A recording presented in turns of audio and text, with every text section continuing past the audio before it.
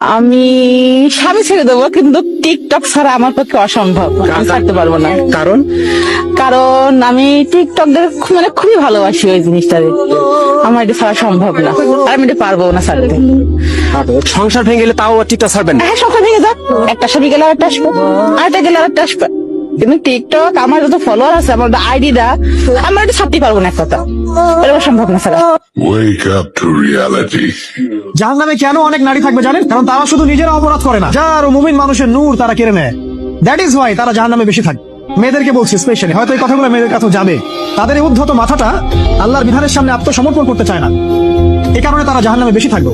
রাসূল বলেছেন কিয়ামতের আগে মানুষ জেনা করবে, জেনাকে মানুষ জেনা মনে করবে না, মনে করবে এটা অ্যাফেয়ার, ছেলে মেয়ের ক্রাশ, এখন নতুন শব্দ আসে কি ক্রাশ,